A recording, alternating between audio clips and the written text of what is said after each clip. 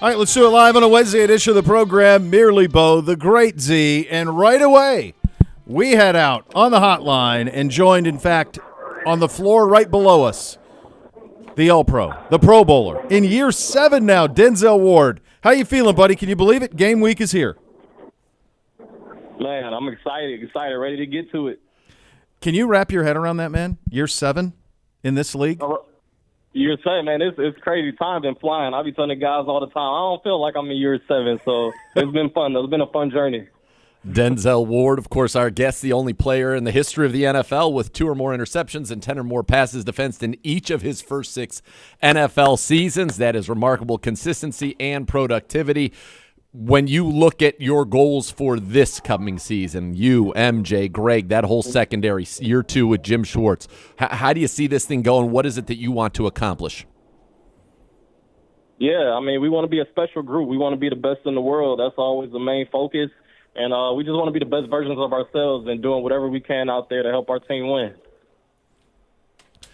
CeeDee Lamb obviously just got paid, monster contract coming off of a year last year where he had 135 catches, 1,749 yards, 12 touchdowns, 8 games with 100 or more. Obviously, you know he's going to be getting the ball. He is a focal point of that offense. How do you contain a guy like CeeDee Lamb, and how excited are you for the challenge of getting to go, iron sharpening iron, good on good, right out of the gate here in week 1?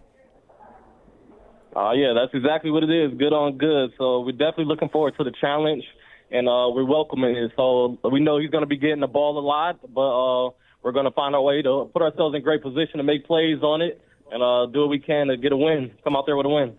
Is there something that about an offense like theirs where CeeDee Lamb is going to get 10-plus targets a game, that the ball, if you're covering him, that there's a good chance the ball's coming your way? Is that almost easier in some ways to prepare for than maybe a team where you don't know who's going to be getting the ball on any given play? Right, yeah, it definitely gives you that alert, like, okay, if you got CeeDee Lamb, you got him lined up over you, then the ball's coming. So it definitely gives you a little warning that the ball's coming, give you great opportunities to make plays on the ball. Denzel, you guys are one of the best defenses in football a year ago, but you're all in your prime. And we all know that every given year you flush it and you're on to the next. How do you guys as a group, and you specifically as one of the leaders, make sure that you build on what you were last season and to become even better in 2024? Yeah, I mean, the biggest thing is, like you said, that was last year. We were the best defense in the NFL, but this year's a new year, so we got to find a way to redo that and get back to the number 1 spot. So it's just taking it a day at a time and a week at a time and going about it that way. There's one other thing to that, and that is we hadn't thought of it in this way because you guys have been consistently good really since you've been drafted here. In 2018, you guys have always kind of been in the mix. But this franchise has not had back-to-back winning seasons since 88-89. I'm sure you guys aren't thinking about anything like that, but just stacking upon a year that was so magical last year to win 11 games with all the adversity you faced, how do you create a culture of consistent winning where it is what you expect? Is to be in the mix, to be a postseason team, to make a run at the Super Bowl. What have you guys talked about that through the offseason, through camp, about setting a level of excellence that you have to cross every year as a minimum achievement? Yeah, I think it's about first getting the right guys in the building, and I think we got that here. So we got the right guys, and we got to win first in practice and just set that right culture here. I think we've been doing that over time. And, that's our goal is to win and get back into the playoffs. Denzel, we on the TV broadcast at the halftime of the final preseason game, Jim Schwartz was interviewed, and he said that he wasn't happy because he hadn't seen all 11 guys on the field at any point this offseason. Well, you guys finally are healthy on the defensive side of the football. How's it looked, and from your vantage point, getting everybody back out there, getting Dalvin, getting Jordan Hicks out there, getting JOK, getting everybody together on the same page? What's that kind of look like for you as you kind of look at this team and this defense? Yeah, man, it's been exciting. We got a lot of great guys and a lot of great depth, but you definitely see it when we got all the guys out there. You see the difference that it makes and the type of talent that we got on this team. What has made, when you're in your tape study getting ready for this one, Dak Prescott so effective, so efficient, and able to complete such a high percentage of his passes? Say it again. Sorry. What has made Dak Prescott be so effective throughout his career? Always high completion percentage, very efficient with the football. When you got it getting into your tape study, getting ready for this one, what is it that he does so well that we have to battle here as a defense? Yeah, he's a great quarterback. He's able to stretch the field and able to make accurate passes on the move as well. So he got great targets over there that he could get the ball to and help him make a play. But he's the head guy over there on that team, so he's definitely going to bring some competitive nature about him. And but I think we're going to be up for the challenge, though. Denzel, this is the Cleveland Browns. This is the Dallas Cowboys. Yeah. This is 425, America's Game of the Week. Tom Brady making his debut on the television side. I don't even thinking about that, but in terms of the spotlight that is on this team, it's as big as it's going to get. What is the excitement level for you? What's the adrenaline like as you build towards Sunday? Yeah, I think I'm more so just excited about getting out there. Is that first game of the season and starting the football season off again and getting back on the field with all my guys. So I'm looking forward to that and just finding a way to get a win and get it going. Good luck, brother. Thank you so much for your time and appreciate you jumping on with us today. Thank you, guys. Appreciate it. All right, that's the great Denzel Ward. Oh, baby. You start saying that stuff out loud. You start talking about CD and Dak and 425 and Cowboys, Browns. Come on. Hey. Come on.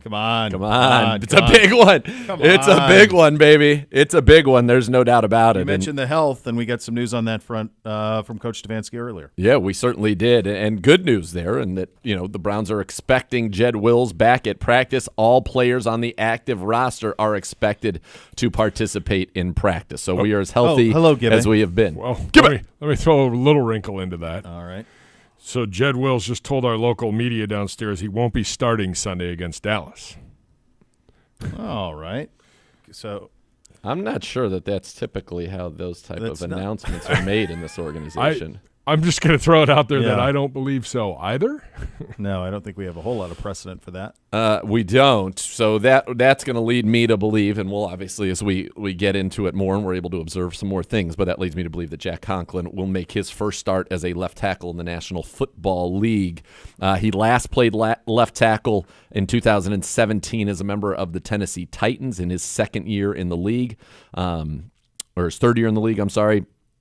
That was it. So he's done 67 snaps at left tackle in his career.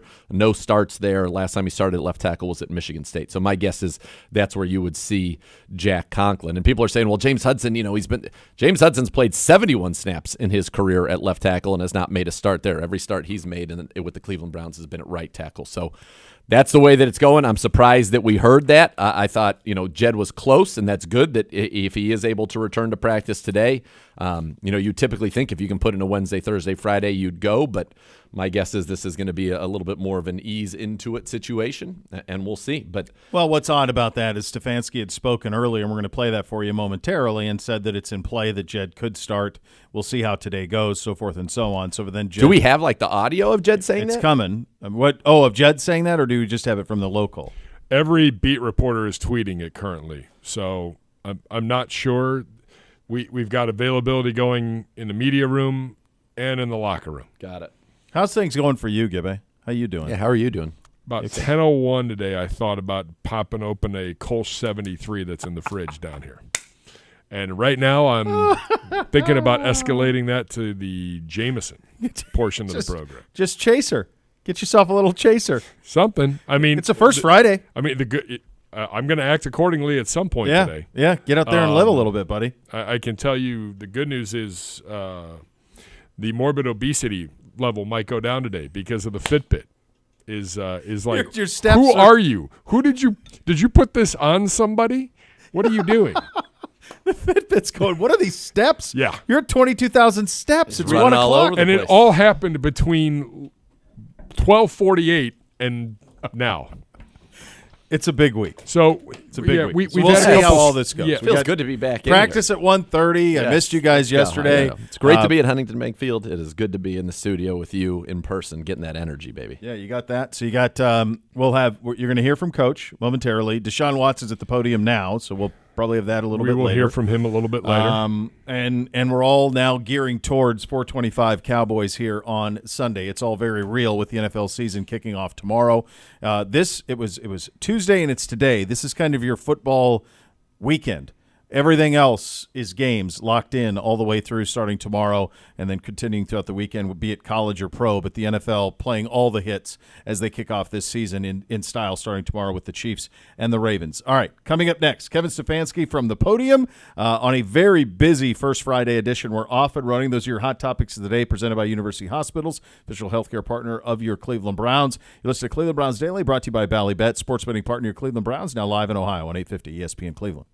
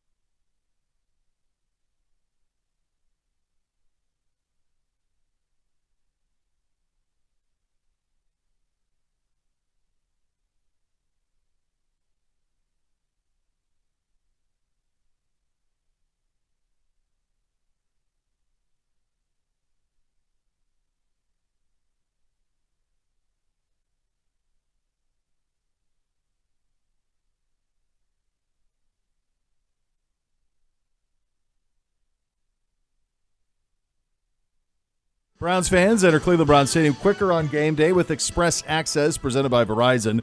Also new this year, select concession stands will offer Express Access presented by Bud Light. Enroll for free. Go to the Tickets tab in the Browns mobile app to learn more. Now we head to the Podium presented by Vivid Seats. Purchase your official fan experience package today for the ultimate game day. Here are some highlights from Kevin Stefanski's press conference from about an hour ago. Okay, great challenge. You're down. At home against the defending NFC East champions. Looking forward to that challenge. Looking forward to being at home for the home opener. You know how important our crowd is to our success at home. It was certainly true at moments. Last season I can think about how our team feeds off the energy of our crowd. I can think about how miserable our crowd can make it for the opposing offense. They've done unbelievable. So excited to be at home for this one. But looking at this game, like I mentioned, the defending champs of the NFC East, really good football team. They have talent up and down the roster, outstanding coaches. Coach McCarthy does a great job with that team. Certainly offensively, as you look at them, it's Dak Prescott. He is in total control of what they do. He does a really, really good job in all their schemes, makes great decisions, very accurate. CeeDee Lamb, outstanding player. I think the most targeted wide receiver last year. Just a good talent across the board. Defensively, starts with Micah Parsons. Very, very good player. I know you guys see that tape. He's outstanding, but talent across the board. Special teams are sound. So really good players, really good coaches, and going to be quite a challenge for us. But with that, I'll take any questions. Have Jed back after all this time, and we've been asking about him every single day. So now you've got Jed, you've got Jack. Yeah, I think, as you know, with any injuries, you're always just leaning on the medical staff, and when they're ready, and that's kind of how we've approached it. So today's the first day you got everybody practicing. First day of the work week of the new season. Mm-hmm. So would you say your management of training camp did exactly what you wanted? I wouldn't put it that way, Tony. I just think, some of these injuries, this is the natural time of when they were coming back. I mean, think about Greg Newsome. I get a text in the summertime that he needs surgery on his hamstring, and just naturally this is the time frame of when he's back. So I think it's really just based on, think about Dalvin having surgery back in July. It's just really based on where these guys were in their injury rehab. How have you seen the Cowboys' defensive front really complement Michael Parsons? Yeah, I mean, it's a good front across the board, like you mentioned. He can line up anywhere. He can line up on the edge, interior, linebacker. Really, there's no shortage of things that they can do with him. And then there's talented players across from him. Number 90 is as good as there is. I mean, heavy hands, disruptive guys in the middle. So it's a really tough group, but again, up all over. Expecting his role to change given the new system? Yeah, I think it's a good question. I don't think anybody, or we don't know. Obviously, I know they know. But I think every team in week one, you go into it trying to have a feel for where they may line guys up. What type of scheme are they going to run? Obviously, Coach Zimmer's an outstanding defensive mind. To say we know exactly what they're going to do, I don't think is fair. You obviously study what they've done in the past, both in Dallas and what Coach did in Minnesota, but schemes change, schemes evolve, so exactly how it looks, we are just like a lot of teams in week one, you're going to figure it out on Sunday. Very complimentary of Deshaun in terms of just the work that he's put in to get him back to this point. Was there a juncture, was there a play, was there anything that he said that may have, kind of eased any concerns you may have had about him getting back to who he is? I wouldn't say so, Tom. I just think I've had total trust both in him and in our medical team to every step along the way getting him back. So rehabbing through that injury, just watching him work in the training room, watch him throw in the indoor, get him back out there to practice. I think he's just taken it every step by step and done a nice job with it to this point where I just feel very confident in where he is. Zero film anywhere of this offense. Do you consider that an advantage? I think it goes back to the previous point about their defense. And this is true of a lot of teams, a lot of different sides of the ball in the NFL. Week one is a feeling out period, certainly, as you see a new scheme on tape. Now, we go into it thinking certain things about how we're going to play. I know they're doing the same, but exactly how it all looks in week one, I think, is an unknown. Two rookies on their offensive line. Is that something that you guys are really looking at, or do you feel like Dak is so good and so experienced that he can overcome it? Well, they're starting two good players in those rookies. Those guys are good players, so they'll have a plan like they do. You mentioned the quarterback. Dak does do a very good job of getting the ball out of his hand. He's difficult to corral. He can extend plays and make plays down the field, as we've all seen over the years, but they have a good offensive line. Those of us who were at the Greenbriers saw you practice things that you didn't use in the games. Mm-hmm. And you're probably practicing them now. So how confident are you that they could just recall those things that you introduced back at the Greenbrier? I think that's part of getting your team ready for week one is having confidence in your installation schedule as you put things in, but it's not as if you practice it once and don't revisit it until now. So you practice various schemes, offensive, defensively, it doesn't really matter. You practice various schemes throughout training camp. You're right in that you don't show certain things in the preseason, but to say that you're going to run all those plays in week one, that's not really true. It's really that first month of the season where you start to unveil really all of it. It's just hard to get all of it in the first week. What is about him that makes him as good as he is, and the way they use him, is that something that will test all new cornerbacks? Yeah, he lines up all over. They move him around the formation, put him in motion, runs all the routes in the route tree. Great body control, excellent hands, obviously great speed, burst. He's outstanding. All right, there you go, Coach Stefanski. This is a little more than an hour from now. Our players addressing the media now. Yep. They'll hit the practice field in about 7 minutes from now. We did have reports from down in the locker room that Jed Wills had said that he is not starting on Sunday. Coach had thought Coach had said earlier that was kind of still to be determined, saw how today was going to go, and then go from there. If that's not the case, then you'll be heavily monitoring Jack Conklin throughout this week. Yeah, and I think that's where all the focus is going to be then, is if Jed Wills isn't starting. Now, Jed Wills didn't say he wouldn't play at all, so he just said he wouldn't be starting, which, again, a little bit of a surprise, a little deviation from the way that we typically do some of these things. But, Jed isn't Joe Thomas, who said, I need 3 practices to be ready for a season. So I think there is something to that. Now, what the Browns decide they're ultimately going to do will be very interesting, but it is going to be right now. If we know Jed Wills isn't starting, there are 2 candidates to start at left tackle. They are James Hudson and they are Jack Conklin. I think that we'd all want Jack Conklin to be the one that is out there, but you just don't know really, where he's at after having he's been back for what? A little more than a week. A week? Yeah, not even. Right around. It was Wednesday, Thursday last week. He was running around when we were out there that last minicamp practice. Was that a week ago Monday? It was, yeah. But he wasn't in practice, No. but he was like warming up and he only practiced one of bit. those 3 days last week. Yeah. So that's something to watch there. As you were doing your prep for this, what do they do with Parsons and Lawrence? Do they stay on one side or do they bounce them around, move them around? They typically have Parsons going against the left tackle, but they do bounce around. It is not. They're not a team where it's 100. It's not like it's the Steelers. Yeah. Where Highsmith's going to rush against the left tackle and T.J. Watt's going to rush against the right tackle exclusively. So it's not that. They will move them both around depending on various things, but they do like to get Parsons around. See if I can pull up the exact alignment for you. Yeah, just curious about that because obviously Big Thanos has been exemplary at right tackle. Okay, so while you do that, by the way, from Dallas camp, their tight end John Stevens Jr., the only player to miss practice today. Everybody is a go for them as well. Yeah. Okay, so he lined up on the left side, so against the right tackle, whether he was the left end or the Leo or the left outside linebacker. Last year, Parsons lined up there 455 times. Okay.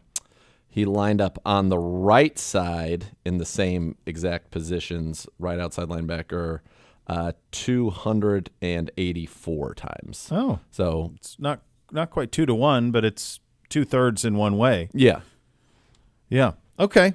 So he does move around. He does, but a healthy dose of probably Dwan would be what you'll you'd get expect. More Micah against Dwan if they stick true to this. Because I will say there are games, though, where they have decided, hey, we're doing it differently. For example, last year in Week 3, and I don't know who they played in Week 3, but last year, Week 3, they did 34 of his 49 snaps on the defensive line. 34 of them were against the left tackle. Okay. And they did the same thing in week number 5. He did 37 versus 18 right to left. The majority, it's more left than right, but there were 2 games last year where they decided we're absolutely rushing him against the left tackle more than we are against the right tackle. So they'll be malleable in the game on Sunday. We just don't have any idea what to expect I mean, if Jack is healthy, there's not a doubt in my mind that he will be more than capable of playing left tackle. I just think he's such a pro, and we know that that's what he's been building towards with this idea of playing left tackle. There was something we talked about. One of the national guys a couple of weeks ago talked about like him at right with Dewan. Like that was never the plan. Dewan was always the right tackle. He's a Pro Bowl, borderline All-Pro if he can stack a season like he had a year ago at the position. So that was never it. So I think Jack, while we haven't seen him at practice much, only recently, in his mind's eye, he's probably always been preparing to be the left tackle and to be able to swing, but he obviously knows how to play right. And so preparing to play left has probably been in his offseason plan all along. At least. Yeah, to some level, yeah. He had to get that footwork right because likely, as you said, he was going to end up kind of in that swing tackle role. So that's where it is now. What this ultimately is going to look like, again, I think you got two candidates. You got Jack Conklin. You got James Hudson. I think Conklin's the veteran that you'd feel better with out there. Hudson's probably been doing a heck of a lot more as an offensive lineman since this offseason started. Mm-hmm. So that's going to be an interesting one, and I don't really have the answer for what that's going to look like, and that might be one of those things that we're not seeing until or know. And my guess is we would not even announce our starter until we needed to. Yeah, certainly not midweek. Do you guys know if we're going to make them wear blue? We are wearing brown. They are wearing white. So we're not doing it. Gosh, we should. I think that's on us. I think we blew that. We blew it. We didn't get a chance to talk to Coach about it. We had him in camp, in mandatory mini camp. We had him in right around because he had his charity, and we talked to him, and we had so much fun talking to him. And I remember one of the things that I put down in my mental note of like make sure you either during the interview or afterwards like make them wear blue just to stick it to them. And I forgot to do it. They hate it. They don't wear those navies ever. That's on us. I feel personally responsible for that. I don't know if that's fair. That's where I feel. I think I could have done it. Who did we have in here? There has to be somebody on their team that knows this and knows their stats. We had a player in here though, and we talked to them about it. And they're like, "Oh, really? I got to talk to Kev about that." I can't remember. It was sometime during mandatory. According to the Cowboys release, or is it to our release? I feel like this is on me. I'm going to be honest with you guys. I let the whole damn Browns nation down. I hate to see it. Well, don't sell yourself short. You're tremendous. I am. Yeah, this says uniform matchup. We are brown tops. They are white tops. This is according to theirs. Gosh. What I was hoping to see in here is if they've got anywhere. Sometimes some of these media guides have, our records based per uniform, so we actually could really look it up. But I'm not sure. Did we make them wear blue when they debuted in 2008? I don't know. I was at that game, and I don't think so. I think they wore white. Oh, no, we were in white. They were in navy. All right, didn't so go maybe well. maybe this is that did not go well. Maybe this is a message from why. God. Yeah. Maybe Leave it that's alone. why. Maybe that's why. Leave it alone on that. I just pulled it up, and they were in navy, and we were in. That was Braylon dropped one, didn't he? Oh, he dropped a lot that year. Yeah, it's tough. Last time they were in Cleveland Stepped on was things. that very ugly, very Got stepped forgettable on. 2016 season. That was a 35-10 drubbing. Yeah. Remember that. But the last time we played them was, I would say, Odell Beckham Jr.'s signature game as a Cleveland Brown. Yes. Yeah, probably. Yeah. He had the big reverse touchdown. Bake was in that one, wasn't he? Yeah. Yeah, Bake had a good one. It was Yeah, 2020. it was 49. He was really at home being in Texas. 49-38. It was a shootout. Yeah. That was a fun There's game. two stadiums we haven't been to yet. One is Vegas, which we're going to. What else? I haven't been to Jerry World for a game yet. Oh, Then it was supposed to 2020 be in was COVID. That was 2020. COVID. Yeah. Yeah, so in that game it was 49-38 Browns. Remember the Browns were killing them. It was like, and then the defense gave it was up a 40. lot. It was 41-14 going into the fourth quarter, and it ended up 49-38. It got a little nervous. It got a little nervy. Bake was 19 of 30 for 165 and 2 touchdowns. Jarvis threw a 37-yard touchdown on the trick play to OBJ. Jernus Johnson ran 13 times for 95 yards. Odell 2 carries for 73. Kareem 11 for 71. Chubb got hurt in that game, 6 for 43. Beckham had 5 for 81 and a touchdown receiving. Landry 5 for 48. Austin Hooper. Chubb out for like 4 weeks. 4 weeks. I Yep. was going to say, wasn't it? I think he got hurt, and I also believe in that game, if I'm remembering correctly, not only did he get hurt, so did Wyatt Teller. So actually, Odell caught 2 touchdowns in the game and they had a 50-yard touchdown run. So he was had keyed up for that 154 total yards and 3 total touchdowns. That was his signature Browns game. I think we wear like the color rush or something in that. We did. One? Yeah, we were on the color rush. Yes. Yeah, that's You what I have that remember. Hey guys, I have a little bit about this blue jersey thing. Go ahead. Possible Go ahead, Kev. Cursed origin. I think that they think that it either goes back to 1971 losing the Super Bowl or 1980 NFC Championship game against Philly. I guess over the last 2 years though, they have been like 8-2 in the blue jersey. In the blue? So it's been trending Okay. in the right direction. They are 1-6 or 1-7 in the playoffs in the blue jerseys. Okay. All right. Here's the thing that is most remarkable about them. They have 3 different shades of blue on the home uniform. Yep. They have a royal blue in the star, they have a navy blue on the striping, and then they wear the aqua silver pants. So they have 3 different shades of blue in their standard home uniform is the way that it goes. And it's an iconic look, but it's a crazy look when you think about it that they have that. Boost your game day this season with Ballybet Sportsbook app. Place your first bet of $50 or more, and you get $150 back in bonus bets. Ballybet, official sports betting partner of your Cleveland Browns. Coming up next, we will meet the Dallas Cowboys. It's that time, kids. You listen to Cleveland Browns Daily, brought to you by Ballybet, sports betting partner of your Cleveland Browns, now live in Ohio on 850 ESPN Cleveland.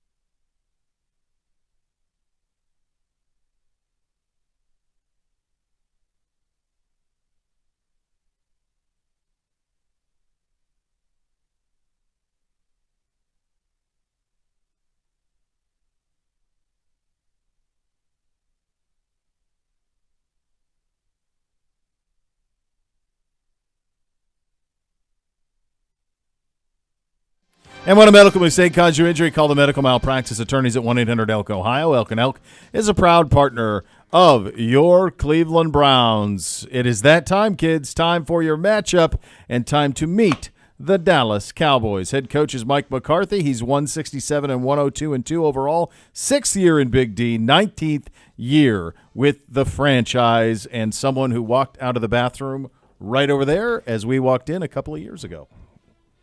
Stuffed. He really was. No doubt. He really was. So I'm obviously getting into my boards. My I see boards. boards. I see color boards. coding. We've got a lot going on. We're done completely with the Brown sides of the boards, and we're probably halfway through the Cowboys sides of the boards. Here's what jumps out to me. Let's start with them on offense. Like the Browns, they sent 2 guards, a tight end, and a wide receiver to the Pro Bowl. Yep. Now, they also sent their quarterback to the Pro Bowl, Dak Prescott, who led the league in passing touchdowns, completing nearly 70% of his passes. And yet he, much like our quarterback, feels like probably there's a lot to prove this year. The Cowboys did not give him a contract. Mm-hmm. And so he certainly has felt that. Read this morning that if they don't have a new contract by Sunday for Prescott, it's very likely his last season in Dallas, which is hard for me to wrap my head around. He's been pretty productive there. Yeah. So they've got they certainly have talent. I think they sent 10 guys to the Pro Bowl last year, including both specialists, punter and kicker. But there are some questions on this team. Yes, CeeDee Lamb is great. 135 catches, 1,749 yards, 12 touchdowns. Set an NFL record last year. He had 3 straight games with more than 10 catches and more than 150 yards. He had 7 games with 10 or more catches, which was second most in a single season in NFL history. 8 games of 100 yards. He was dominant. Brandon Cooks is the number 2. He had 54, 657, and 8 touchdowns last year, so still productive. But it's really kind of those two. And then there's Ferguson, the tight end, who had a very nice season, 71 catches, 761 yards, and 5 touchdowns. They do not have a running game as of right now. Now, Dalvin Cook's on the practice squad. We know that. We'll see if he ends up getting activated. Zeke last year averaged 3.5 yards per carry, a career low. He's been under 4 yards a carry each of the last 2 seasons. It feels a little bit like he is spent, and he is far, far removed from being the guy who led the league in rushing in 2016, 2018. Reports are coming out now that Rico Dowdle is actually going to be their primary ball carrier. Rico Dowdle was an undrafted free agent out of South Carolina in 2020 who has a career total of 385 yards rushing on 4 yards a carry, 2 touchdowns, 17 catches, 144 yards, and 2 touchdowns. Those are his career numbers. Now, the bulk of that came last year. 89 carries, 361 yards, 2 scores, 17 catches, 144, and 2 touchdowns. But that's their running game. So you've got CeeDee Lamb, you've got Ferguson, you've got Cooks. Pretty good trifecta. Yep. Not much of a ground game, but doesn't seem to matter. And really, the only way to impact Dak Prescott, it seems, is to not blitz him, but to generate pressure and to play, obviously, very good coverage on the back end. Now, what he does better than anybody, and I hate to say it because it is true, but what he does better than anybody is throw the deep ball. Dak Prescott last year, in terms of being a deep ball passer, there were few better than him. He threw for 1,024 yards, 10 touchdowns. These are passes of more than 12 yards in the air, or 20 yards, in the air.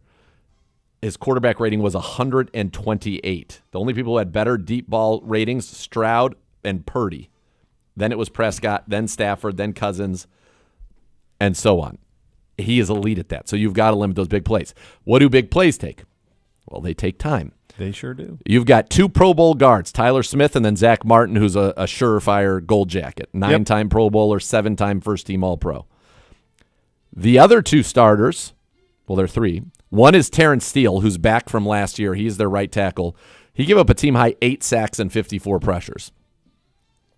The other starter is going to be Tyler Guyton, the 29th overall pick in the first round of the 2024 NFL Draft, making his first start against Myles Garrett.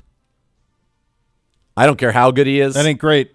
That's not a great scenario. And then their center is 3rd-round pick Cooper Beebe out of Kansas State. And again, I don't know from an offensive line standpoint how well playing in the Big 12 prepares you to come to the National Football League, and my guess is probably not a mooch.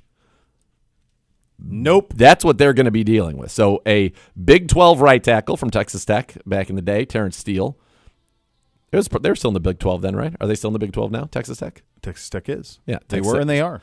8 sacks, 54 pressures. You got a rookie left tackle and a rookie center. Now, their guards, it's a great guard tandem, like ours. But it feels to me like this is a team that's going to be fairly one-dimensional. And if you can get them in 3rd and longs, we should be able to overwhelm these tackles. That's my read I agree. I think that's very fair, yeah.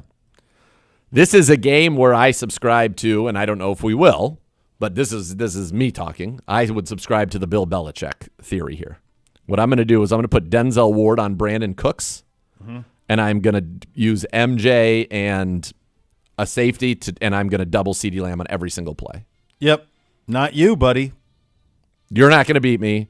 I like Denzel against Brandon Cooks. Yep. I feel like that's a good matchup for us. We're one of the few teams who can do that. And I like the idea of Delpit or JOK running around with Jake Ferguson. And I think that's how you almost have to approach this. If somehow they're getting the ball to Jalen Tolbert and Cavante Turpin, okay.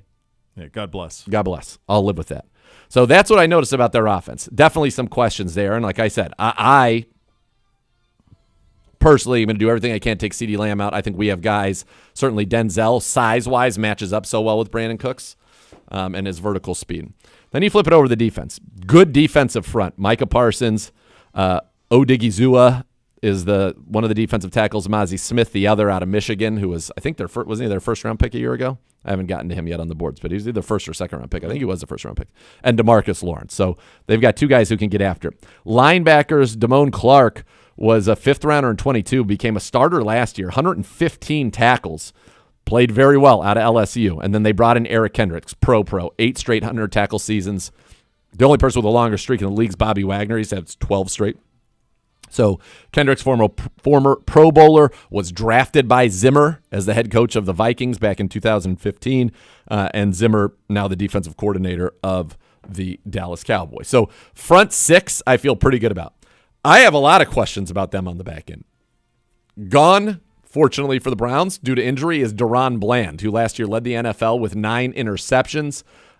He has 14 interceptions over the last 2 seasons, most in the NFL. First team All-Pro, Pro Bowler. 6 pick sixes. 6 pick sixes crazy, man. a year ago. Yeah. He's out. Trevon Diggs is back, but Trevon Diggs only played 2 games last season before missing the whole year with a knee injury. Now, he did lead the NFL with 11 picks in 2021, also had 21 passes defense that year, so obviously he is very talented. The other starting corners, one's going to be Donovan Wilson in the slot most likely, or Jordan Lewis in the slot, I'm sorry. Donovan Wilson safety, Jordan Lewis in the slot. He gave up 70% completions and 106 rating in coverage last year. Don't forget, Stephon Gilmore started for this team last year. That's right. He is no longer a Dallas Cowboy. The other starter is going to be Kalen Carson, a 5th-round rookie out of Wake Forest. Jeez. So I'm saying bullseye on Kalen Carson. I don't even need to look at Trevon Diggs' side of the field. I'm coming after Kalen Carson all game long. Jordan Lewis, solid pro, but not spectacular. Malik Hooker, so highly regarded coming out of the Buckeyes, but he's been okay, I would say, in his NFL career. Been hurt, but yeah. He had a pick Seems last like he year. finally found a home a little bit with them, but it's not compared to what he was. His metrics, though, not great. 80% completions, 118 rating and coverage. They traded for Andrew Booth, who's a former Minnesota Viking, so we'll keep an eye on him if he gets in there. But this is not a great secondary right now at all.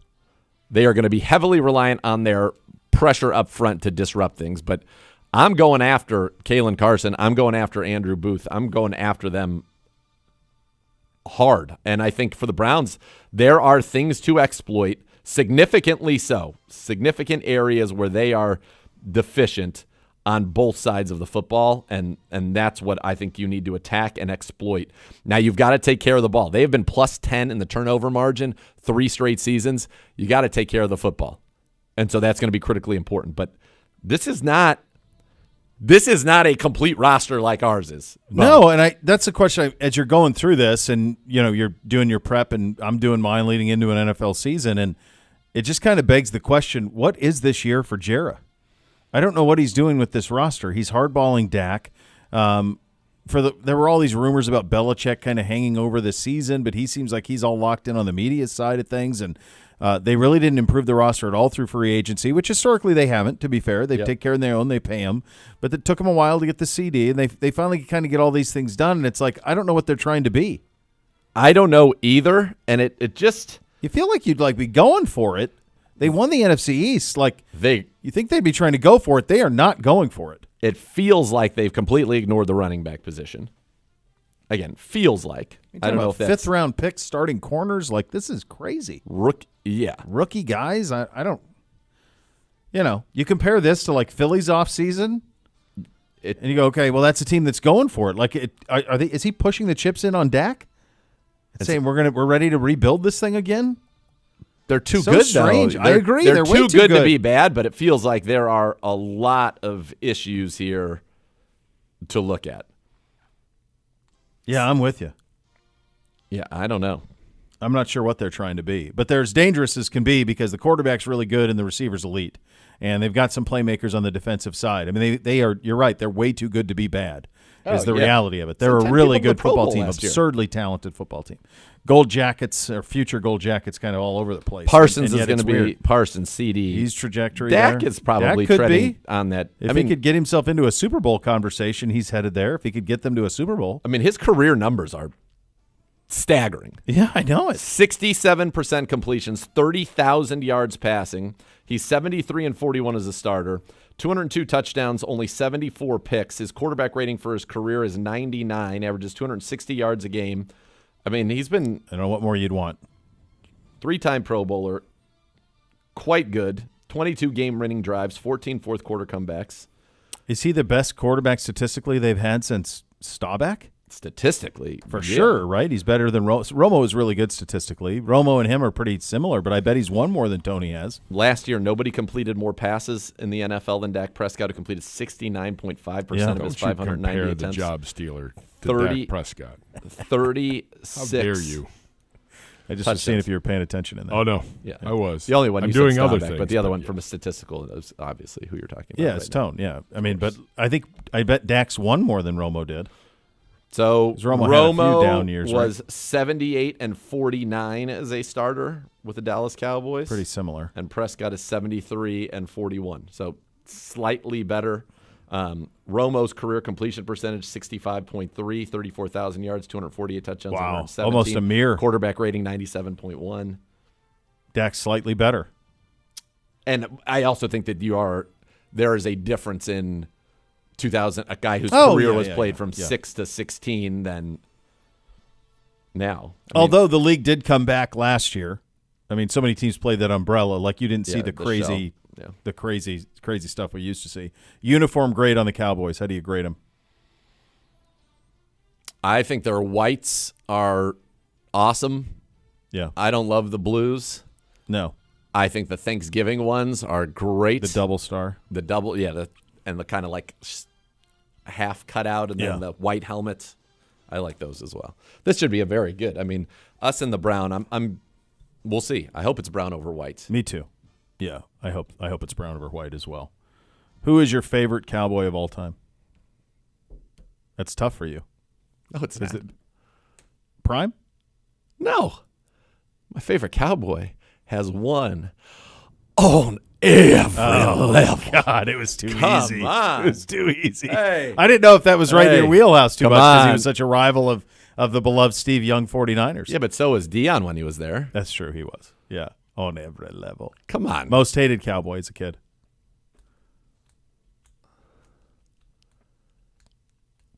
I don't know if I really hated any. I didn't. Even though they were your church. I mean, they were the rival of your youth. No. Dwight Clark's against them. Well, that was I'm a baby. Yeah. So who did you hate then? Was it more like the Giants? Because they hurt I hated Joe. Yeah, Jim Burt. Jim Burt hurt Joe. Yeah, Jim Burt hurt Joe. Joe was gone then. These are the Steve Young Niners. These are the Steve Young It's Niners. like, I'm going to go get every great player that's ever played so I can finally take the monkey off my back. We're going to bring in Dion. Let's bring back Charles Haley. Let's take Ken Norton from them too. Let's take the whole Cowboys team. We're going to put them on our team, and then maybe now you can win. Joe Montana's out there just making people look like legends. Making everybody look like a legend. Do you think that they are still America's team? We're of a generation where we were told that. They have not won a Super Bowl since 1995. They have not been to an NFC Championship game since 1995. It is a lifetime. I think it's possible that they still are because we live in a society in which teams like the New England Patriots and now the Chiefs get hated on for being excellent. Like a team. It wasn't even the excellence with them. I had this conversation with actually it was with Doug Lesmerises because we were trying to think about what Ohio State's going to be in this world of college football, kind of a big picture thought piece, and we were talking about the Cowboys, and I said, the thing with the Cowboys, it wasn't, and this is why I think the Ohio State thing could be kind of possible in the future.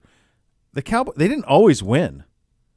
They were in a ton of Super Bowls. They were always there. That's what made them America's team. It wasn't that they won every time they got to the Super Bowl. They lost a bunch of Super Bowls in the 70s and 80s. Yeah. They lost a bunch of NFC championship games in the 80s and early 90s.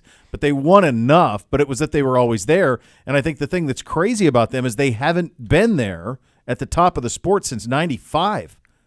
It's 30 years, brother. Yeah. No, that's true. I mean, that's a long time. That's a generation of people who have no point of reference on the Cowboys being great. Our whole youth, they were omnipresent. I just think that I think that they have still been treated like America's team in the number of primetime games they've gotten, that they always get, Aikman and Buck when it was Fox. You always had Aikman and Buck doing the Cowboys games. So they felt they were treated like a big deal. Yeah. And they still deliver ratings like a big deal. Yes. They're the number one. I don't know who would replace them who would take that moniker from them in the National Football League. I don't think there's anybody. The Patriots, when they were the best, by a while people got sick of them. I think I don't know who it would be either. I don't even know if it's possible to be that anymore. In I don't think it football. is. When you become so popular that you could become America's team, it's just our culture's natural reaction is then to rebel against that. Correct. Like Travis Kelce seems like a great guy, and he's probably the best pass catching tight end of all time. I think Gronk might be the best total tight end, and even though his career was shorter.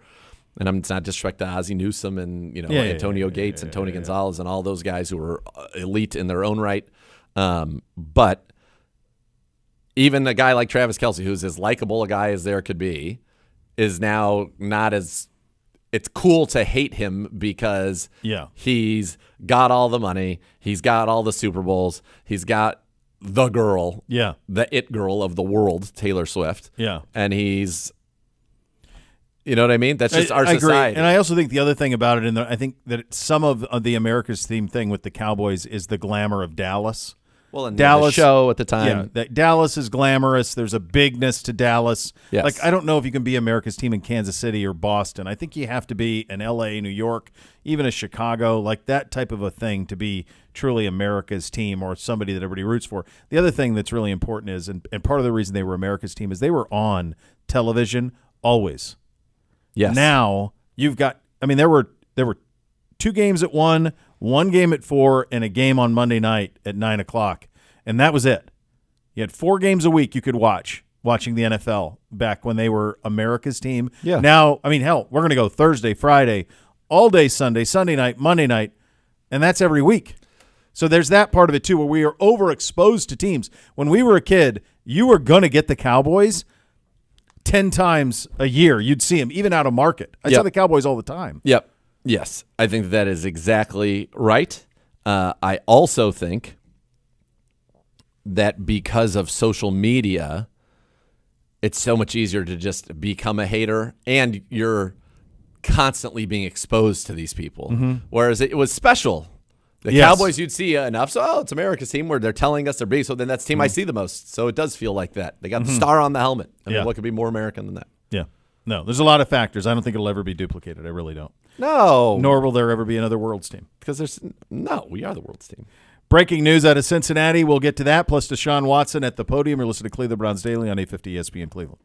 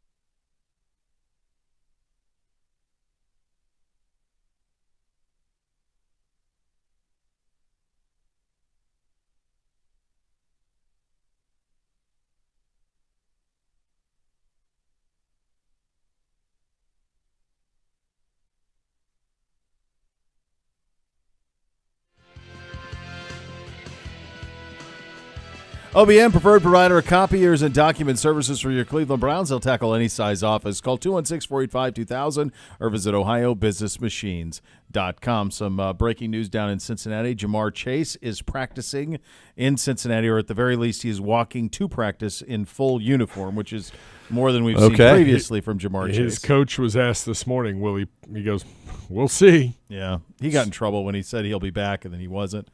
Yeah. Schefter's like adamant that the Bengals should just pay him now. They're going to have to pay him. And he's like, what difference does it make? And I'm like, I don't know. If I'm Mike Brown, I don't want to set that precedent. Yeah.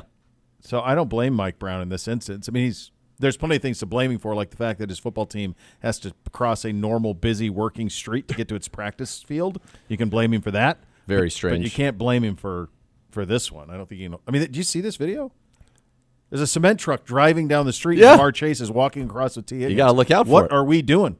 We can't do a skywalk? Or a tunnel? A tunnel? Skywalk? One or the other. Like, why are I think Houston has a tunnel. God, what are we doing? That's a great question. Crazy down there. All right, time to head back to the podium presented by Vivid Seats. Purchase your official fan experience package for the ultimate game day. It's your quarterback, Deshaun Watson, from the podium. You guys are down. And it's finally here. Can you just describe your emotions of what it feels like to be preparing for the Cowboys this week? Yeah, I think the emotions is super high, just like everyone else. Just, getting back for the first game, the start of the season, getting out there and just, letting all the hard work that you put in the offseason, show on the field. And I think just be back in the locker room, just be prepping again is, one of my biggest wins this offseason, just to be able to make it back to week one. And be in the position I am to go out there and compete Sunday to help this team win. Outside the locker room has seen this offense operate. So is that an advantage for you guys headed to Sunday? Some people can say it is. Some people can say it's not. For us, we got to go execute, regardless if it's new or if it's old. I think week one is, every team has a lot of ideas, a lot of different things that they want to put in, but at the same time, you don't know what the defense is going to do. Also, especially with Dallas. So it's kind of a unique deal where they have a new defensive coordinator. We have a new offensive coordinator. So two new systems going head-to-head. We just kind of got to figure it out and adjust as we go. Where do you think everybody's confidence level is with the offense among you guys? Everyone's super confident. I think Kevin and Ken did a heck of a job this camp of, making sure we dial in everything that we're, super good at, everything that we're, very efficient at, and just put out there and get the guys in the right place to, make those plays. So everyone's super confident in what the game plan is going in this week. Today is day 2-1 of that game plan. So, we're just putting it all in and just making sure, we win the week before we get out there Sunday. A ton of talk about, question marks around this offense and expectations, and no one really knows what this is going to look like this year. What, for you, is your expectation for this offense as you kind of leap wide? Just tell you 1 week at a time.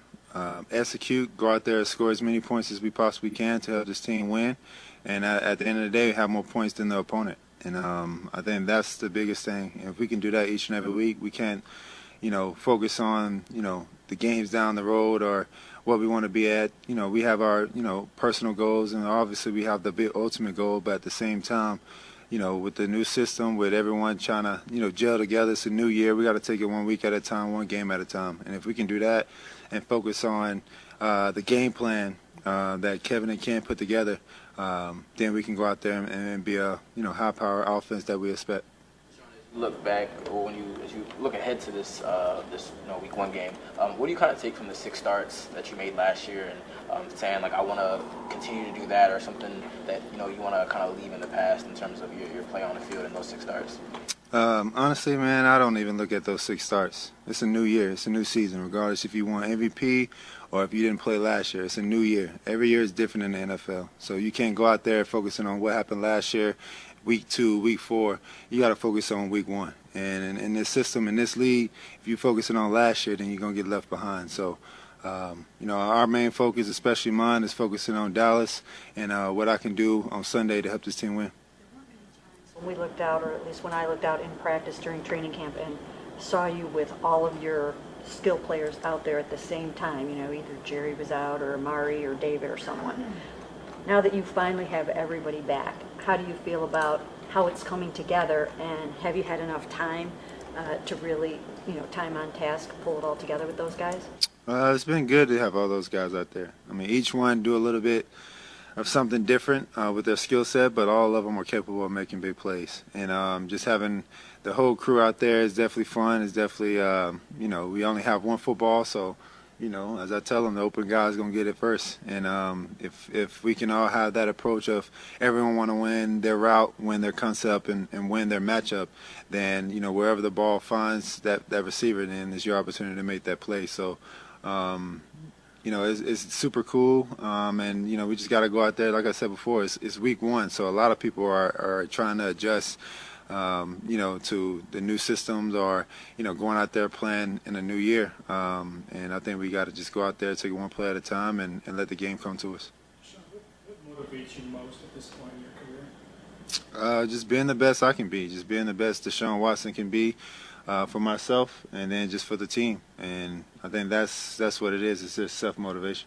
You see, you played at the highest level at Clemson, and then again in the NFL. Do you feel like you still are among the elite quarterbacks in this league? Of course, no doubt. Talked to you since that day where you stopped throwing in that one practice, and I know you came back the next day.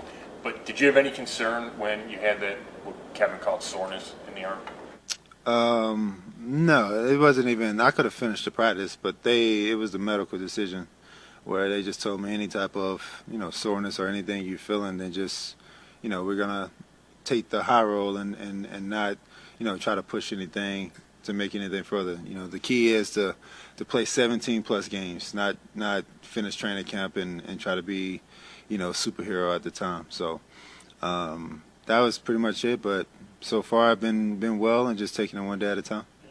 Limitations on the arm? No, it's never been any limitations. We've watched you progress since May. You've been getting better and better. Was there a juncture where you felt like kind of a crossroads where I got to make this throw, I got to do such and such to know that I can get back to who I can be? The biggest was in May. It was in spring. That was my goal. When we first had the surgery back in November, no one knew exactly where it was going to lead to. It could have been now, as we sitting here today, or it could have been, a whole year, which would have been in November. So it was very broad, but I challenged myself to get back to this moment right now, and I want to make every throw in the spring. And I did that. I was able to make every throw that Dr. Elitrash, put out there on the table for me, and I was able to do that before spring broke. And so going into the summer and training camp, everything else was just kind of just building the strength and just building the endurance with the shoulder.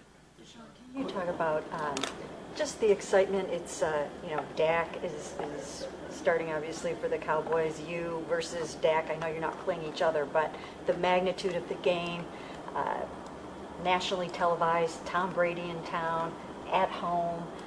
Can you just kind of describe the emotion and the magnitude of what you're about to face on Sunday?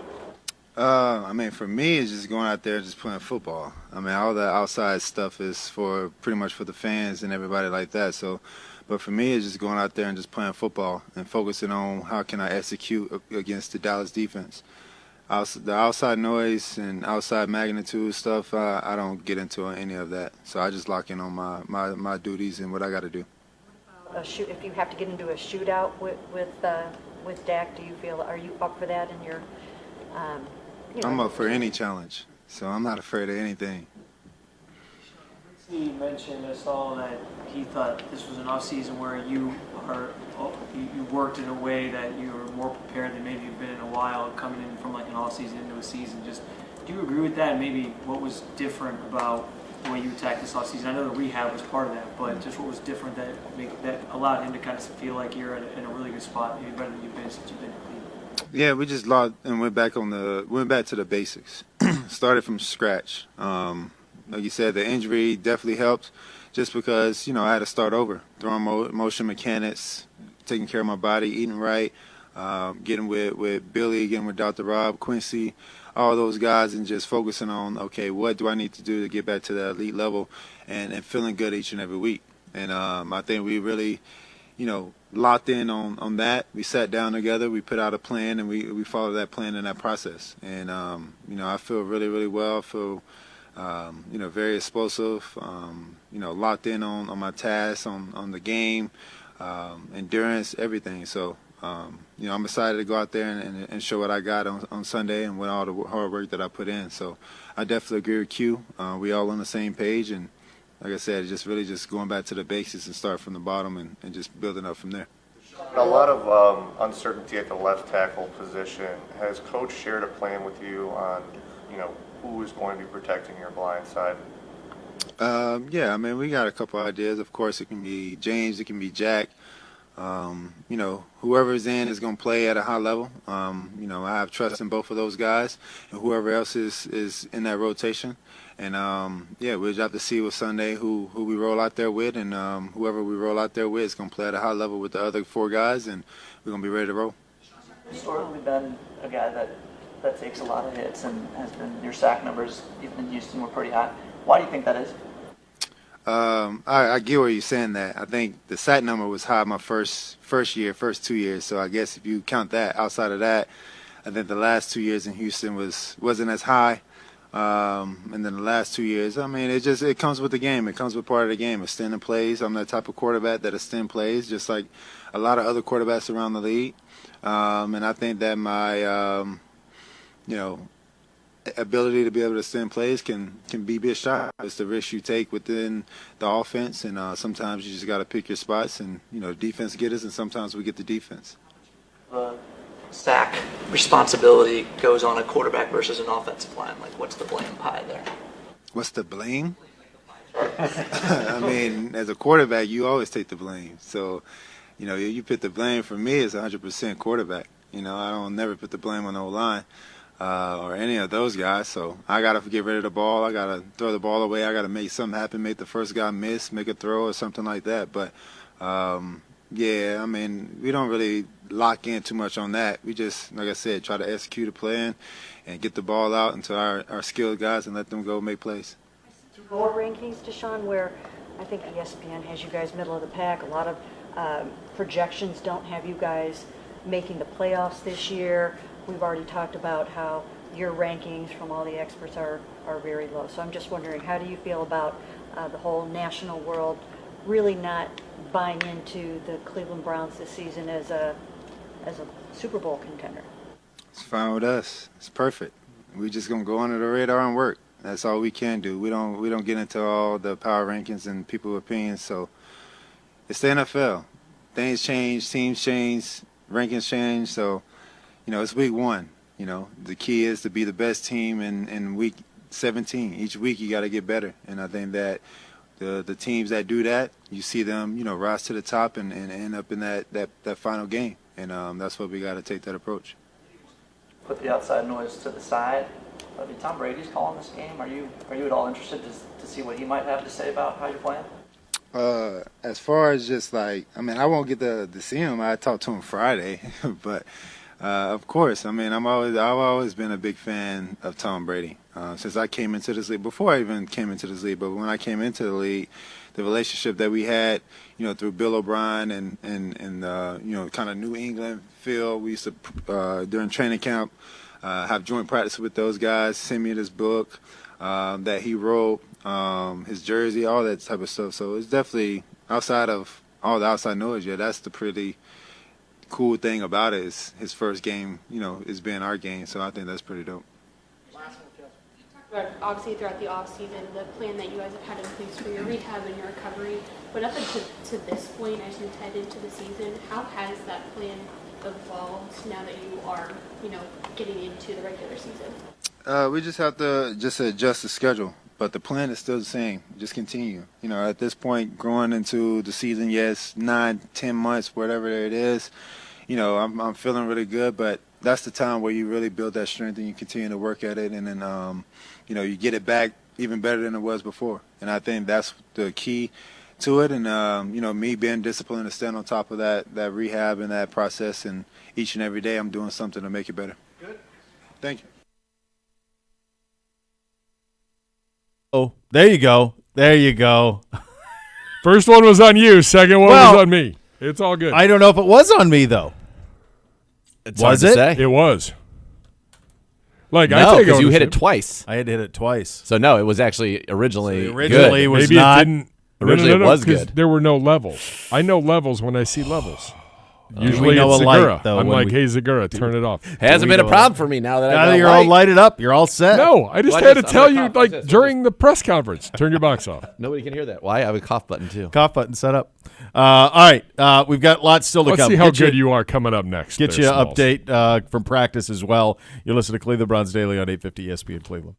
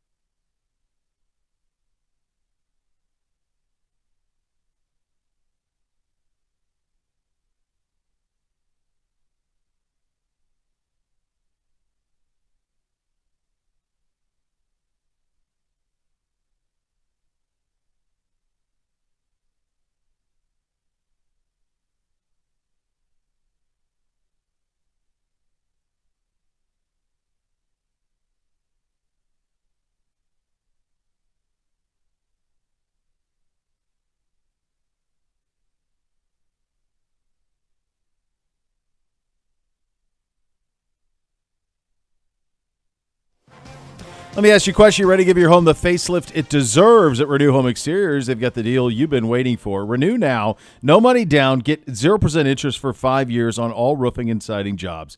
Combine your roofing and siding projects, and Renew's going to take an additional 5% off. That's right.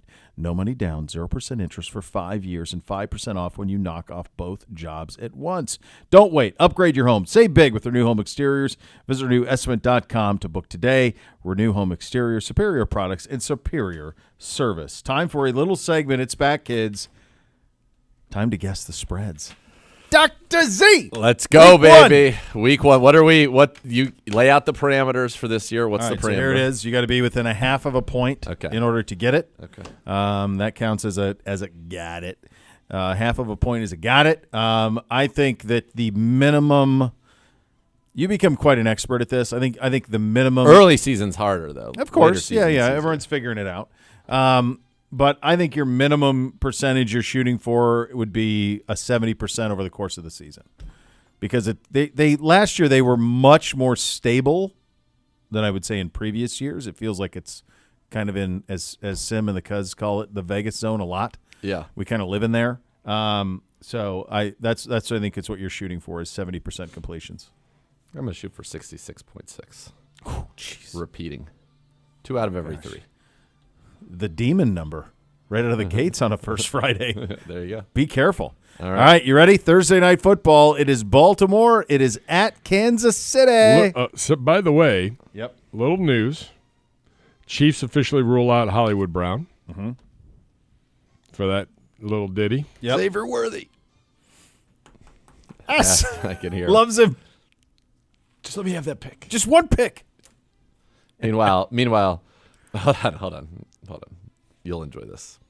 So this is the team that I've got with S, and tell me if you notice anything in particular about this team. Yeah. We went into it. Our keepers were McCaffrey, A.J. Brown, and Garrett Wilson. Yeah. Also on this team that for the theme that I'm going for, Terry McLaurin, Jackson Smith, and Jigba.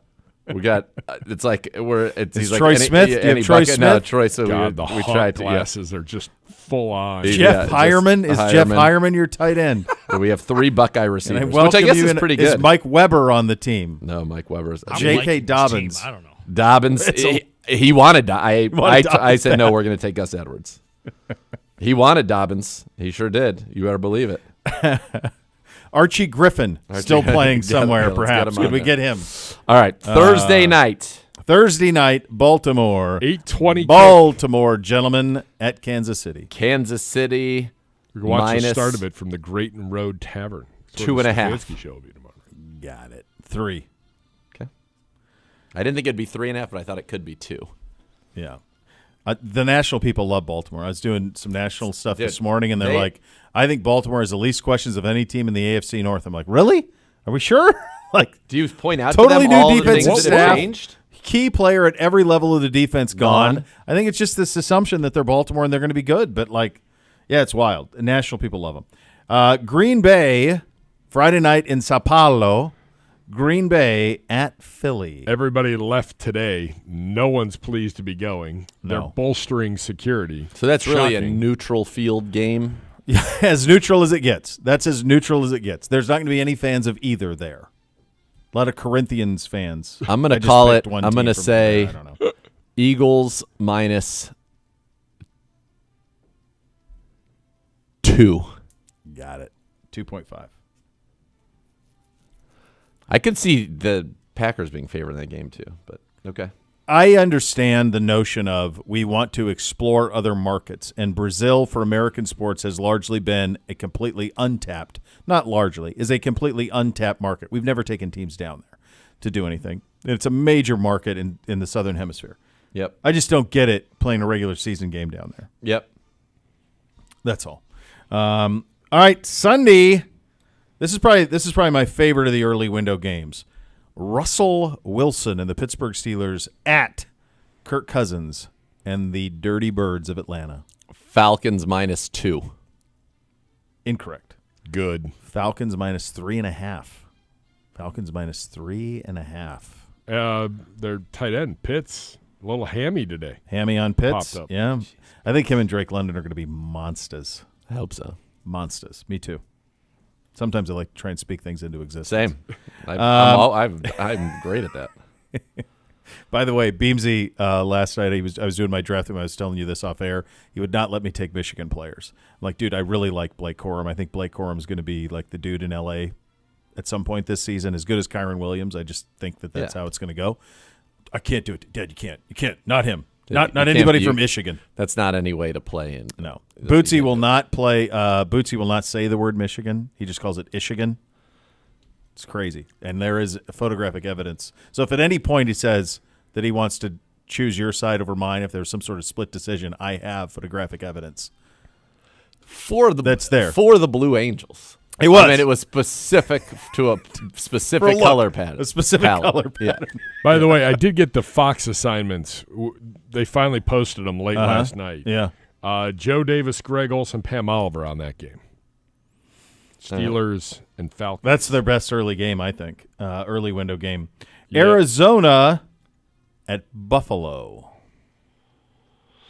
Arizona at Buffalo. Buffalo minus 6.5. Nailed it exactly.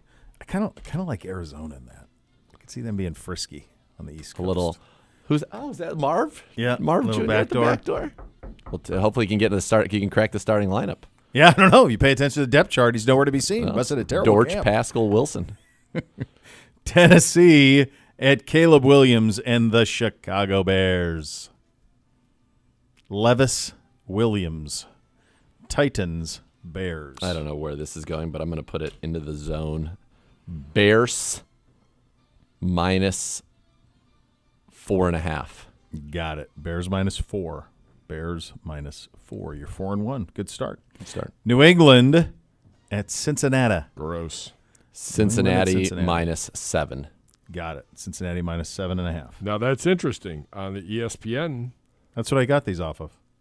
I've got Cincinnati at minus 8.5. It's got I just did these. He just did it. We're going off your list. Good, bad. No, I mean everything indifferent. else has been good. I'm just noticing maybe because just- Jamar's on the practice field that just. You got think they bumped moved up? it a point just in real time? You're right, it is. I'm sorry, sir, but They jumped you it a are wrong. point. No, Yeah. it was. I'm doing it for. I think we have to have integrity. That's crazy though. So Jamar Chase going to practice because I did this at 2:00. That's when I wrote this down in the 2:00 when we stacked. That's when I wrote it down. So in 30 minutes it jumped a point just on Jamar Chase going to practice. I got to give it to you because it's what I wrote down. So Thank you. While the actual Garbage. has moved. But Houston at Indy. Houston at Indy. This is an intriguing game because Houston I think the Colts could be minus 2.5. Got it. Houston minus 3. Oh man, I don't know what to make of Indy. Jaguars at Dolphins from Hard Rock in Miami. Dolphins minus 3. Dolphins minus 3.5. nice and hot. Yeah, that will be. Be in the shade. So they go Florida. They don't have to leave Florida. No. Florida. This one is in New Orleans. This is the Carolina Panthers at the New Orleans Saints. Saints celebrating the 50th year of the Dome. I think they're hosting the Super Bowl this year. Boy, the fact that you think about how quickly we go over redo stadiums, and they're going to go year 50 in that place with no real plans of replacing it. $400 million renovation. They just unveiled the video of all the things. Oh, they are going to do it. No, they did it this offseason. Oh, wow. And Gail Benson put in like $185 million of it. Okay. Yeah. But, I mean, you're renovating a 50-year-old building. Yeah, as the great John Cooper told me once when I was thinking about moving to Upper Arlington and building and living in an old house. You can buy an old house, but it's still an old house. Valid. Could recruit. Even if you fix it Could up. give good advice. Even Just if you couldn't fix beat it up. the other team. The pipes are old, brother.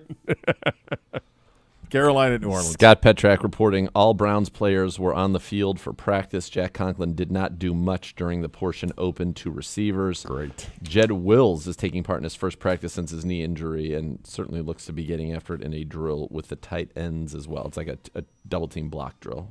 There you go. Panthers at New Orleans. We saw individual drills that started practice. Conklin was mostly a spectator. Wills wore a brace on his knee and took some turns.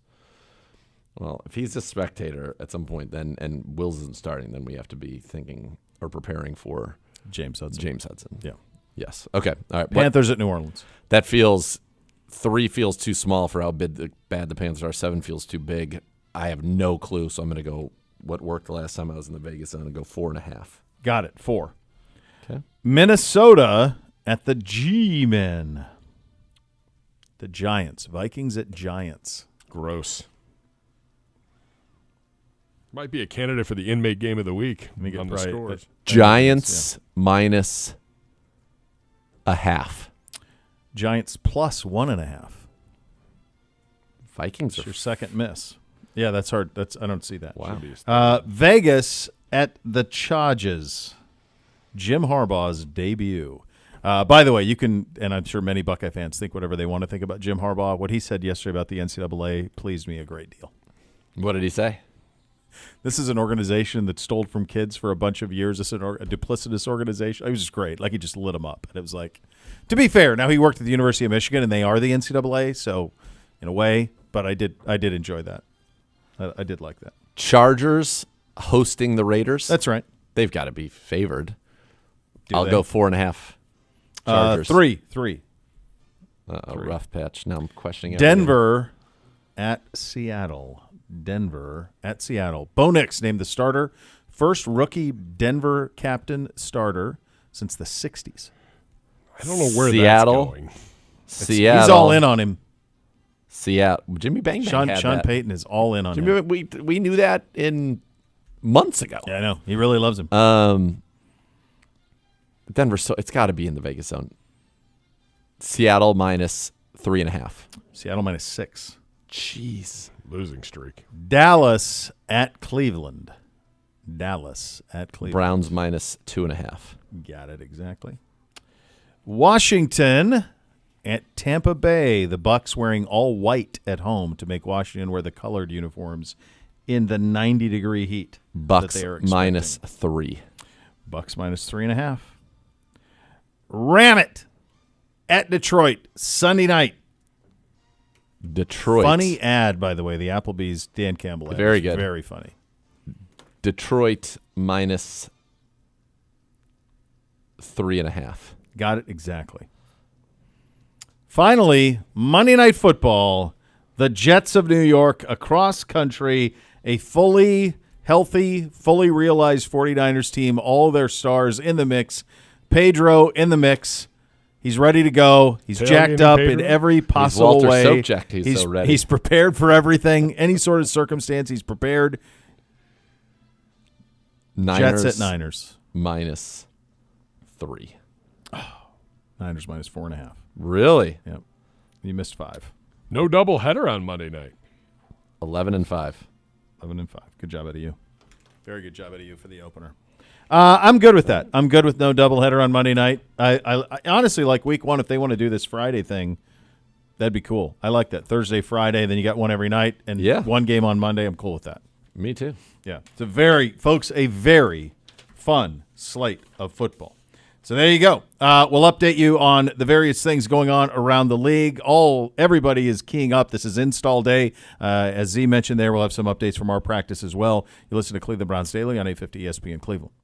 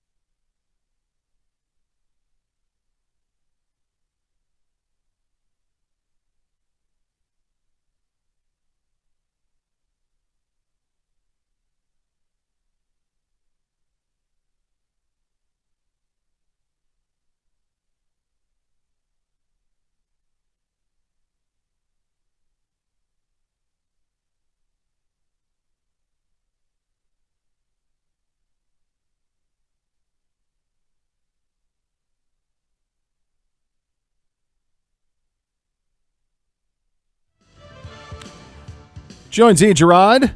That's tomorrow night, 7 to 8, Grayson Road Tavern in Cleveland for the regular season debut of the Kevin Stefanski Show. Stop out and meet Browns quarterback Jameis Winston. Enjoy great specials from Bud Light. Hold on just a second. Yeah, Grayson Road Tavern. Hold on just a second. Jameis. He's coming in person? In person. Yep. On the Jameis show Winston. in person? Yes. Yep.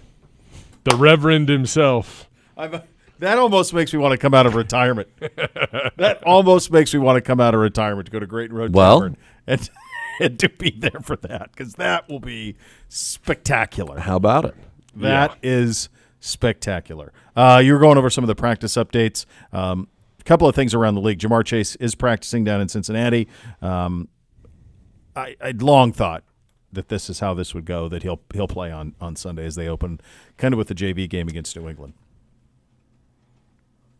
Man, I'm watching a little more practicing. Jed Wills is moving. He looks pretty good to my eye, Bo. Well, he's already declared he's not starting. I know, but he looks pretty good. So maybe he'll be able to start soon after that. But it's all right. Mike McCarthy. Sorry, I was just about 2:10 today. Yeah. Told the Dallas media, Mike McCarthy's theme for the season is, quote, rooted, using a bamboo tree as an analogy. For 4 years, it does not grow. In 5th year, it sprouts 80 feet. What we've done and we have to build off of is part of the root system that's in place here and the ability to build off of that. Excuse me? I don't know. I mean, we did the Meet the Cowboys earlier. I don't – they have exceptional individual talents, but they did not buttress them at all this offseason. It's a strange offseason for a team to me that if – from the outside looking in, I would say let's go win the Super Bowl heading after last season. You win the NFC East, a couple of things here or there. Let's add. We got to get some secondary help. Sure, another weapon. Go attack running back in some way. There was all sorts of good backs available that they could have brought in. They could have drafted one, and there's none of that. They didn't do any of it. And then they don't have the Dak deal done. No, which is crazy. Like, what are they? Are they really going to do like Trey Lance? No, I mean, it does feel like Dak's got to be the quarterback. I think Trey Lance is third on the depth chart. I don't even think he's the backup. I think Cooper Rush is the backup.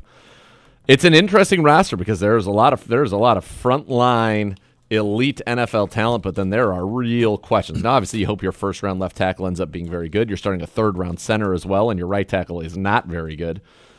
And then on the back end, we talked about it with the injury to Bland. You know, you're starting a fifth-rounder out of Wake Forest, and the Browns, I think, the Browns roster top to bottom is much better than theirs. You got to execute, you got to take care of the football, all those things. But this Browns, we should be able to handle this team.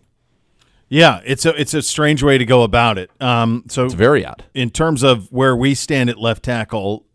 Kind of connecting the dots: James Hudson, Jack Conklin, and then Jed Wills. Wills and his availability. Do we have that, Gibby? Did you want to play some of that Jed Wills availability? We do. We have it right now. So he was in the locker room, just happened to be walking through, and a couple of the local writers snagged him, and so this was him unfiltered, not at the podium, but literally on his way out to practice here. All right, let's have a listen. So was it multiple? You're down. This is 3 minutes. But they discovered something in there that... Yeah, they ended up leading to me having to get a scope later on, And how do you feel, like, mentally out of it?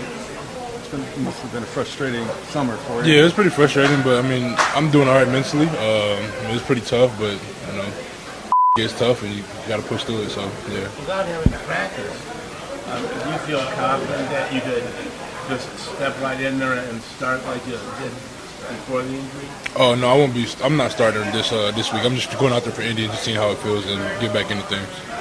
They talk about mental reps. You know, with the new offense and everything, you know, this will be your first reps on the field and that. How much do you feel like you benefited from what, you know, from just seeing, you know, being in the meeting room, watching it out there on the field?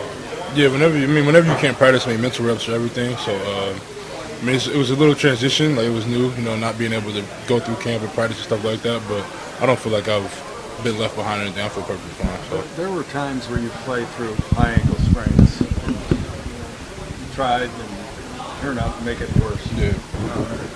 There's some people who think, criticize you for not being in there practicing. Do you hear that? Do you care? I don't care at all. I'm not gonna be honest. I don't really care at all. Or they question whether you want to play and all that. Yeah, I mean, everybody's gonna have their own opinion. It's this thing that you hear with if it was easy, everybody would do it. I mean, I'm sure everybody's heard that before. It just rolls off your back. It's what it is. I mean, hey, if it was tough, if it was easy, everybody would do it, but it's tough, so that's really why I'm doing it. You feel me? Have you grown in that way a little bit since you've gotten to the pros, playing with guys like Joel, Yeah. JC, guys that just never miss time? Yeah, I mean, it's unfortunate when you have an injury like that where you can't control what happens. But as O-line, you kind of have to push the injury. It's not like any other position group where you can sub somebody in for a couple plays and then, you know what I mean, or for a game. So chemistry is everything, and sometimes you got to play through injuries, and that's just how it happens. So you said that again. Did you say originally you were not going to need surgery? Yeah, originally I was not going to need surgery. It was going to be rehab. I don't remember the exact timeline, but at first I wasn't going to have surgery, and then later on they found out that I needed a scope. So was it an MCL, or was it more than an MCL? It was more than an MCL, yeah. Oh, yeah? But it was scope. The scope that I ended up getting in December, yeah. You said you don't expect to start on Sunday, but No, do you no. expect to play at all, or is that kind of up in the air? Yeah, it's kind of up in the air. Really, it's just trying to get through today, see what I can do, and move forward from there more than anything. So if it's Jack replacing you on Sunday, how do you think he'll hold up kind of moving up to that last? I think he'll do good. I mean, he took some reps in there at practice. From what I saw, he was perfectly fine. I know that he's played left tackle before in the past, so I think he'll do all right. So you're starting your 5th year at left tackle, which is a new position when you came to this team. Do you feel totally comfortable now in that position after 4 years? Yeah, I mean, eventually it becomes second nature, but at first it was a little bit foreign. But it's definitely gotten easier, yeah. Okay. Very good, thanks. Have a good one. All right, there you go. Jed Wills in the locker room, and we've seen video of him now out of practice, putting in the work. Jack Conklin out there as well, and then James Hudson. So there will be a combination of things working for the game on Sunday. While Jed said he wouldn't start, I suppose it doesn't mean that he couldn't play if need be, but we'll see how the next couple of days go. And that's kind of the only thing. Here's the good news, guys. It's kind of the only thing to monitor. Everything else is in place. Yeah, everything else you're set. I mean, you got 4/5 year starting lineup. Offensive line is back. You've got all your top 4 receivers are healthy. Your 3 running backs are healthy. Your tight ends are healthy. Your quarterback's healthy. Defensively, your whole defensive line is healthy. Your linebackers are healthy, and your secondaries. I mean, you're as healthy as you've been. So in some ways, whatever. Since a year ago at this time. And I don't even know if we were that healthy a year ago this time. I don't either. I'm trying to think if we had anybody out in that game against Cincinnati or not. But maybe it's been a year since we've been that healthy, because certainly. Well, didn't Jack go down in week 1? In week 1, yeah. Yes, he did. And then Nick Chubb went down in week 2. So this is a good the off-season program on one level, which is designed to get you healthy for the beginning of the season, success. Are we going to be sharp enough? That's what we'll find out come Sunday. But I like where we're at. And again, as I've gone through this and kind of dug into this, I like a lot of our matchups against this. Like, I think if we can protect, and that's an if, right? They got Micah Parsons, who had 14 sacks last year. He and Reggie White, by the way, are the only 2 players in NFL history to have more than 12 sacks in each of their first 3 seasons. You got him on one side. You have DeMarcus Lawrence on the other. Now, I don't know how many people realize DeMarcus Lawrence only had 4 sacks last year, and the last time he had 10 sacks in a season was 2018. It feels to me like he's a guy who had 10 sacks every year. I think sometimes because he shares the same first name as DeMarcus Ware, we assume that he has had DeMarcus Ware's production the entire time he's been in the career, and he just hasn't. No, he is not. They've got, and like I said, they've got some issues at corner. Trayvon Diggs is coming back from a serious, significant injury. Now, he is a great, great player, but no Deron Bland, potentially starting a rookie there, rookie left tackle and a shaky right tackle against our team. Not great. Doesn't feel great. No. Going to be a fun one. Leaf Filter's official gutter guard of your Cleveland Browns. Go to leaffilter.com/GoBrowns to schedule your free gutter inspection and to receive your exclusive promo offer. That is leaffilter.com/GoBrowns. 1 minute. Go ahead and visit today. A reminder to catch the Browns preview show tonight, 7 to 8. Ken and Gerard on the University Hospital's Cleveland Browns Radio Network. Linebacker Jeremiah Wusu-Koromoa joins the fellas on the program there. Tomorrow we will have a matchup day, Gibbe. Matchup, I believe we've adjusted again some timing on pressers. Okay. Our DC will be live from the podium, which will be great. That's awesome. We love a little Jim Schwartz anytime we can get him. We do. And a few other things we're working Little on. nuggets, For yeah. tomorrow. We got Bubba, Doors. I mean, there's a lot of stuff. There's a lot going on. Yeah, we got to do our Yes. big picture NFL stuff. We got to do Yep. some predictions. We'll get to all of that.